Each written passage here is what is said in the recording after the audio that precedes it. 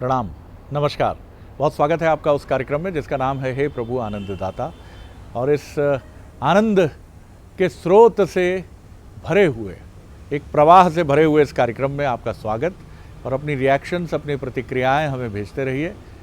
आज रविवार का दिन आपके लिए शुभ और मंगलमय हो। सपरिवार आनंद उठाइए और इस कार्यक्रम के ज़रिए एक नई ताजगी भी अपने भीतर, जो शाश्वत है, चिरंतन है, इटर्नल है, हमेशा रहेगी आपके भीतर।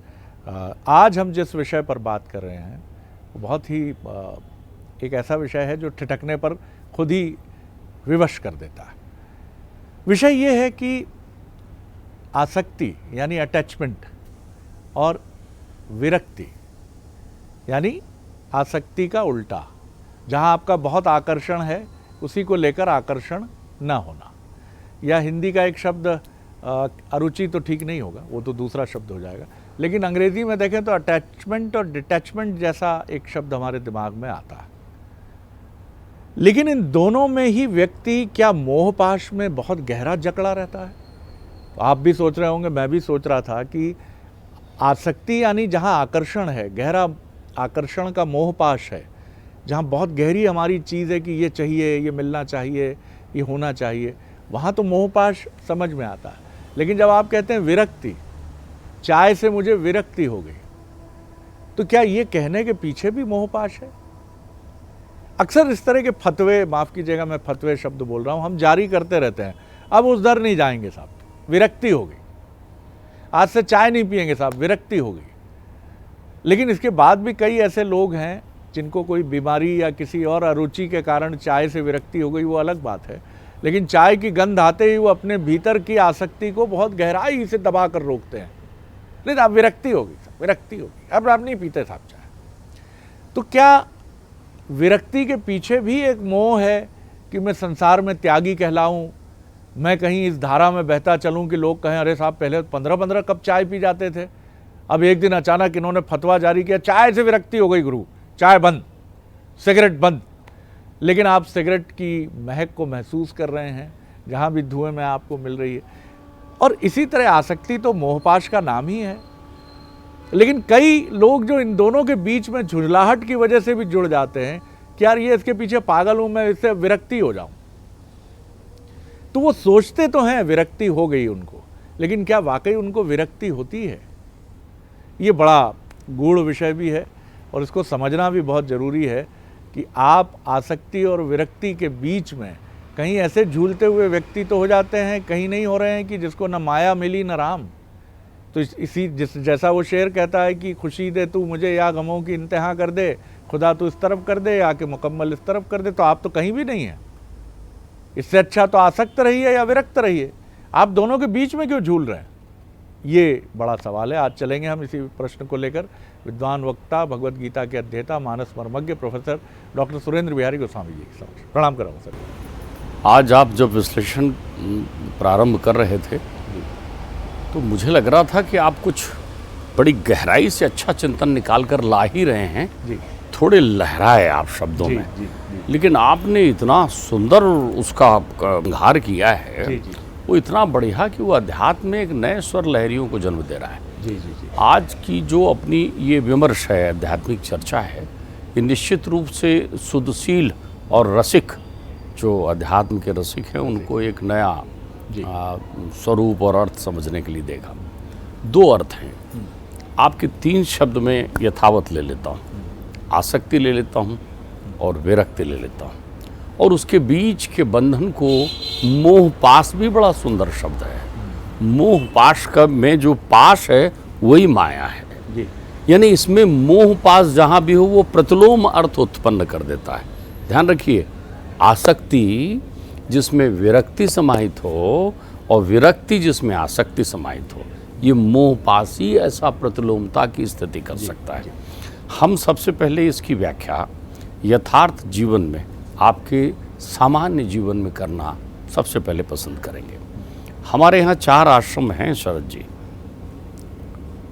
ब्रह्मचर्य आश्रम है, गृहस्थ आश्रम है, वानप्रस्थ आश्रम है और संन्यास आश्रम है।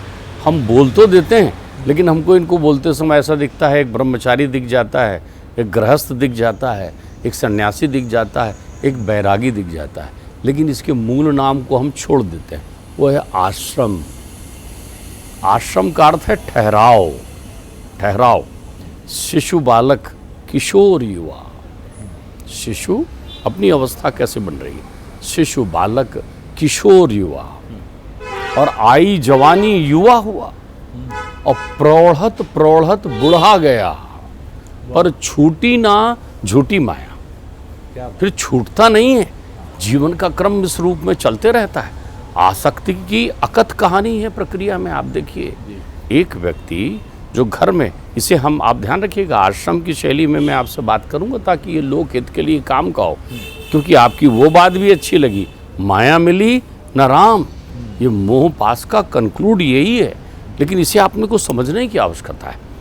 अब आप देखिए, एक व्यक्ति जो अपने समग्र जीवन को जीता हुआ उत्तरार्ध के क्रम में पहुंच जाता है, अवस्था हो गई 60 की, अवस्था हो गई 70 की, 80 की, तब वो अपनी उम्र के एक एक वर्ष को बड़ा जबकि जमा के गिनता है। वो तुलना करने लगता नहीं, अभी 80 नहीं हुआ है, 79 ही है। मतलब तब वो अपने, ये उसकी वो आसक्ति है जो विरक्ति हो जानी चाहिए थी। ये वहाँ आसक्ति है, बंधन वहाँ पड़ रहा है जहाँ विरक्ति हो जाना चाहिए था। चाबी अभी भी लटकी हुई है, धोती में बंधी हुई है, लाकर की चाबी रखे हुए हैं, आप सौंप ही नहीं रहे हैं या सौंपना नहीं चाह रहे हैं। झुर्रियों को देखकर रोज आपका मन घबराता है, लेकिन तभी एक युवा पुत्र खिलखिलाता हुआ निकल रहा है, या छोटा भाई या भतीजा, तो उसको देखकर आपके मन में वो आसक्ति का क्रम और बढ़ जाता है। आपको लगता है कि ऐसे कैसे मैं बूढ़ा हो सकता हूँ। वो फिर से एक जवानी की एक झलक आप में लौट कर आती है, आप रंगने और सजने लग जाते हैं। आप में जो ये विरक्ति की अवस्था में आ सकती है, ये मोह पास है। आप अपने उस आश्रम से मुक्त ही नहीं हो रहे हैं। आप जिस दुनिया को छोड़ जाना है, उसके प्रति आपके उत्तरार्ध का क्रम ठीक नहीं है। रिटायर होना है आपको, लेकिन रिटायरमेंट के दिन पर भी आप संघर्ष कर रहे हैं कि 6 महीने की और नौकरी बढ़ जाती, 2 साल की और बढ़ जाती, सरकार कोई ऐसी योजना लेके आ जाती। ये आसक्ति में विरक्ति है, ध्यान रखिएगा। होनी आसक्ति, विरक्ति चाहिए, लेकिन उस विरक्ति के प्रति आपकी आसक्ति बनी हुई है, प्रतिलोमता आपके अंतर्चित्त में है। अपने दायित्वों का निष्पादन करके उस उम्र के पड़ाव से दूर होकर व्यक्ति को दायित्व हस्तांतरित कर देना जीवन की सबसे सुंदर विरक्ति है, सबसे सुंदरतम विरक्ति है कि छोड़ दीजिए, राजा छोड़ी झोपड़ी जो चाहे सो ले। ऐसा करके आप अपने उत्तरार्ध को बड़े आनंदमय बना सकते हैं, क्योंकि तब सारे बंधन आपसे छूट जाएंगे। लेकिन जिनके साथ जीवन का संबंध बना था वो भी साथ छोड़ गई, तो एक दूसरा साथ लिए भी आप घूमना पसंद करते हैं, लेकिन तब भी जीवन से विरक्ति आपको नहीं होती। जीवन में अकेले हो गए, 2 हंसों का जोड़ा बिछड़ गया, 60 के हो गए, 65 के हो गए, तो आप एक नए आंकड़ा लेकर आ गए, और साहब उत्तरार्ध में देख रेख के लिए कोई तो चाहिए। किसकी देख रेख करना है? क्या तुम बालक हो जो तुम्हारी देख रेख करना है? क्या तुम ऐसे युवा हो कि अपनी साहब मेरी जीवन की ज़रूरतें थी? कौन सी ज़रूरत? ज़रूरत से ही आती है सदा संताप जीवन में। हम ज़रूरत को नहीं आने देते कभी अपने घर में। त्यागना, विरक्ति के पथ पर चलना। अब आप देखिए, ये तो लोग आसक्ति के पथ पर आ गए हैं। कौन? जिन्हें विरक्त होना चाहिए, और जिन्हें आसक्त होना चाहिए वो विरक्ति का स्वांग कर रहे हैं। विरक्त होकर कहाँ जा रहे हैं? आप ध्यान रखिए, उन्हें अपने दायित्वों के प्रति आसक्त होना चाहिए। पिताजी बुजुर्ग हो गए हैं, घर का कामकाज मुझे देखना है, अब मैं युवा हो गया हूँ, मेरा कोई दायित्व होना चाहिए। लेकिन नहीं, बेपरवाह होकर के विरक्त हैं। पानी नहीं आ रहा है घर में, लाइट नहीं है, बिजली का बिल नहीं पटा है, माँ किचन में काम कर रही है, पिता जर्जर हो चुके हैं, जीर्ण अवस्था को प्राप्त हो गए हैं, लेकिन आप मदमस्त हैं। किराया तो आ रहा है, बेच देंगे, ऋण ले लेंगे, घी पी लेंगे, कल ये कर देंगे, परसों ये कर देंगे, और आप विरक्त हैं। किनसे? सद्गुणों से। आप आसक्त हैं अवगुणों में। आपकी आसक्ति मोह पास है, आप अवगुण के प्रति आसक्त हो रहे हैं, अब भी नहीं छूट रही है। आपने कहा ना, चाय का मोह अब भी नहीं छूट रहा है। सम्मान की चाहत अब भी नहीं छूट रही है, कुर्सी का लोभ अब भी नहीं छूट रहा है, धन की माया अब भी नहीं, काम पिशाचनी आस पास चक्कर लगा रही है। अब भी आप जानते हैं कि वो भ्रम है, लेकिन आप वहाँ पड़े हुए हैं, उस बंधन में बंधे हैं।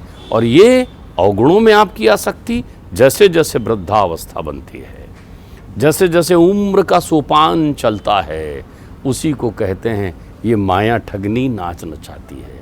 इसलिए इसको पाश कहते हैं। पाश यानी काल पास की तरह पास। ऐसा व्यक्ति अपने इह लीला की समाप्ति बड़े तड़प के साथ करता है, बहुत दुखदायी जीवन जीता है, जैसे धृतराष्ट्र ने जिया था। बड़ा हा करके जीता है कि अरे छोड़ूं कैसे। हर जगह विदुर नहीं होता, हर जगह तुम्हारे को वैराग्य दिलाने वाला नहीं आएगा, आप स्वयं जानते हैं। और इधर हमारे आज के युवा सद्गुणों से विरक्त हो गए हैं। उनकी आसक्ति, विरक्ति में आसक्ति है किसके प्रति? विषयों के प्रति।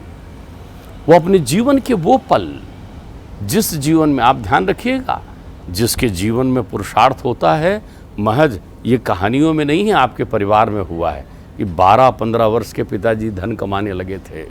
सुनाती हैं आज भी बैठ कर के दादी किस्सा, अरे इसके दादाजी तो 15 साल की उम्र में दुकान में बैठने लगे थे, काम में जाने लगे थे, साइकिल से सवेरे निकल जाया करते थे, भूसा खरीदने के लिए जाते थे, मैं लकड़ियाँ बीनने के लिए जाती थी।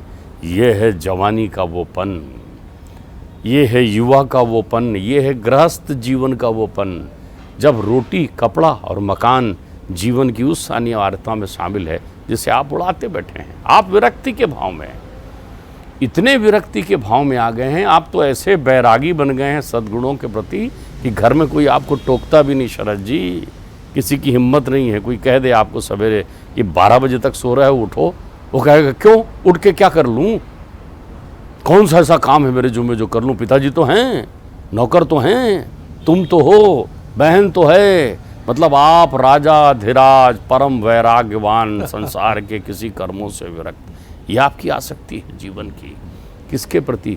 विषयों के प्रति। ध्यान रखिएगा, विरक्ति में वो क्षमता है जो वैराग्य का निर्माण कर देती है। वैराग्य का, 2 वैरागियों का मिलन हुआ है इतिहास में, अद्भुत मिलन। एक बैरागी ने दूसरे बैरागी का स्वागत किया। इतिहास साक्षी है। हमारे यहाँ वाल्मीकि रामायण में इतनी सुंदर कथा है, इतना सुंदर वृतांत है कि जब भी मैं स्मरण करता हूँ तो मुझे लगता है ये सौभाग्य मिला इस बैरागी को कि एक विरक्त जब दौड़ा तो बैरागी ने दिखाया कि देखो ये है वैराग्य तप का फल। भरत चले राम से मिलने, तो जब भरत राम से मिलने के लिए चले तो वहाँ श्रृंगवेरपुर से होकर निकले और सब जगह, क्योंकि भरत सबको ये बताने में लगे हुए थे कि मेरे लिए, मैं तो राम का दास हूँ, मैं तो राम का दास हूँ। कितने लोगों में भ्रम था कि ये विरक्त नहीं है, ये आसक्त है, ये कैकई का पुत्र है, ये कान घुमा कर पकड़ रहा होगा, ये केवल दिखा रहा होगा आडंबर। तो भरत से सब पूछते हैं, प्रजाजन पूछते हैं, वो निषाद पूछते हैं, भरत के प्रति सबके मन में संदेह हो जाता है। राम को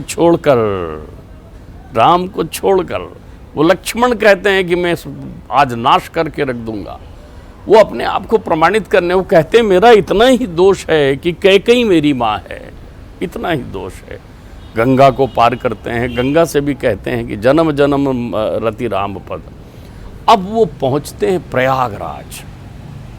उस आश्रम की दहलीज पर पहुंचने के पहले लाखों की सेना लेकर जा रहे हैं अपने साथ, हजारों अश्वारोही हैं, लाखों गजरथी हैं, सैनिक हैं, अयोध्या के लोग हैं, माताएं हैं, और सब लेके, और साथ में गुरुवर वशिष्ठ हैं। जब सबको लेकर वो भरद्वाज मुनि के आश्रम के पास पहुंचते हैं तो सबको रोक देते हैं, रुको, उस जंगल की सीमा में, उस आश्रम की सीमा में प्रवेश नहीं करो। स्वयं अस्त्र शस्त्र त्याग करके, और बैरागी का स्वरूप है उनका भी, वो विरक्त हैं, उन्हें कुछ नहीं चाहिए, वो सद्गुण के प्रति आसक्ति रख रहे हैं, राम के प्रति, जन्म जन्म रति राम पद। तो एक विरक्त एक वैराग्यवान से मिलने जा रहा है। भरद्वाज मुनि के पास पहुंचते हैं, भरद्वाज मुनि उनका स्वागत करते हैं, कंदमूल फल देते हैं, वो बैठते हैं, चरणों में गिरते हैं, भरद्वाज मुनि कहते हैं कि भरत, मुझे तुम पर संदेह है, मुझे तुम पर संदेह है, तुम स्पष्ट करो क्यों जा रहे हो राम के पास। तो भरत चरणों में गिरकर कहते हैं कि प्रभु और आप तो मुझ पर संदेह ना करें, मैं विरक्त हूं, मैं विरक्त हूं विषयों के प्रति, मेरी आसक्ति राम पद पर है, प्रभु पद पर है। वशिष्ठ उनका परिचय देते हैं। भरद्वाज मुनि उठते हैं और कहते हैं, सुनो, तुमने अपनी सेनाओं को पीछे क्यों छोड़ रखा है? बोले आपके डर से। बोले क्यों? बोले अब इतनी सारी सेना आती यहाँ पर तो कहाँ ये जंगल वन सब वो हो जाते। बोले नहीं, मैं चाहता हूँ, वैराग्यवान है भरद्वाज, मैं चाहता हूँ तुम्हारा स्वागत करूँ भरत। आज एक विरक्त मेरे यहाँ आया है, मैं इसका स्वागत करूँ। तो भरत जी कहते हैं, आपने तो मुझे ये कंदमूल फल अर्पित कर दिया है, अब मुझे कोई स्वागत की उम्मीद। अरे बोले सबको भोजन कराना है, बुलाओ उन्हें सबको, उन लाखों लोगों को बुलाओ, उन अयोध्या के सारे उन लोगों को बुलाओ जो विरक्त हैं, विषयों से विरक्त हैं, उनका मैं स्वागत करूंगा। पहुंचते हैं पाकशाला में भरद्वाज मुनि, ध्यान रखिएगा, वैराग्य की शक्ति देखिए।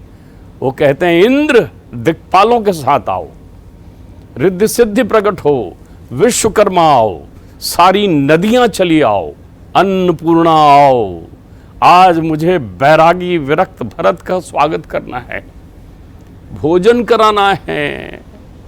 वहां इतनी विशुद्ध दुनिया का निर्माण करते हैं अपने योग बल से कि इंद्र भी शर्मा जाते हैं, परसने खड़े हैं इंद्र, दिक्पाल आए हैं, 56 भोग बनाए हैं, सारी अप्सराएं आई हैं। उत्तर कुरुवर्ष से चित्ररथ नामक उपवन आ गया है, जिस उपवन में ऐसे पेड़ हैं जहाँ वस्त्र और आभूषण पत्ते हैं, जहाँ दिव्य देवांगनाएं जो हैं फल के रूप में उत्पन्न होती हैं, ऐसा विहंगम स्वागत करते हैं। तो जब तुम विरक्त होगे तो वैराग्य तुम्हारा स्वागत करेगा। लेकिन ना तुम आसक्त हो पा रहे हो, ना तुम विरक्त हो पा रहे हो, ये मोह पास जीवन में, ना तुम दायित्ववान हो पा रहे हो, ना तुम कर्तव्यवान हो पा रहे हो। और यही बहुत सुंदर बात है डॉक्टर साहब, और आपकी इस विमर्श ने आध्यात्मिक हमको एक अद्भुत सूत्र दे दिया। एक कथा मुझे याद आती है, एक शहर में एक बड़े सुंदर से मकान में आग लग जाती है। मकान का जो मालिक है वो कहीं बाहर गया होता है, वो लौट कर आता है तो देखता है उसकी कॉलोनी में बड़ी भीड़ जमा है, इतनी भीड़ है कि वो अपना घर तक नहीं देख पा रहा है। किसी से पूछता है कि भाई साहब क्या हो गया? वो कहते हैं देखिए कितना सुंदर मकान है, आग लग गई। वो और भीड़ चीर के आगे जाता है, रोने लगता है छाती पीट, अरे ये तो मेरा ही मकान है। उसका युवा पुत्र आता है दौड़कर उसके पास और कहता है बाबूजी आप दुखी मत होइए, ये हमने डील कर दी थी इसकी ईश्वरीय कृपा से, और उसका बयाना भी ले लिया है और सारा सब कुछ लिखा पढ़ी हो चुकी है, मकान तो बिक गया है। तो वो हंसने लगता है, जिस मकान को उसने बड़ी रुचि से बनवाया था, कहने लगता है वाह ईश्वर कितनी कृपा है, कितना सुंदर तूने प्रयोजन कर दिया कि ये मकान ही हमने बेच दिया, आग लगी, ये देव योग ही है। तभी फिर दूसरा पुत्र दौड़ कर आता है, बोले बाबूजी वो डील फाइनल नहीं हो रही है, वो मना कर रहा है लेने से, कह रहा है बयाना लौटा दूंगा मैं। तो फिर रोने लगता है। ये कथा बताती है कि हम कैसे आसक्ति और विरक्ति के, एक क्षण हमारी आसक्ति है जिस घर को हमने बरसों से बनवाया, फिर दूसरा एक घर मिल गया, बड़ी आसक्ति हो गई, तो छोटी आसक्ति के प्रति हमारी तथाकथित विरक्ति हो गई। अब बनवाया होगा भैया, लेकिन ये तो एकदम पास में है ना, न्यू मार्केट एकदम लगा हुआ है, बहुत सुंदर है ये इन्हीं ब्रिजों के बीच में हम झूलते रहते हैं, जिसको मेरा नाम जोकर में राज कपूर ने बहुत अच्छे से पोर्ट्रे किया था।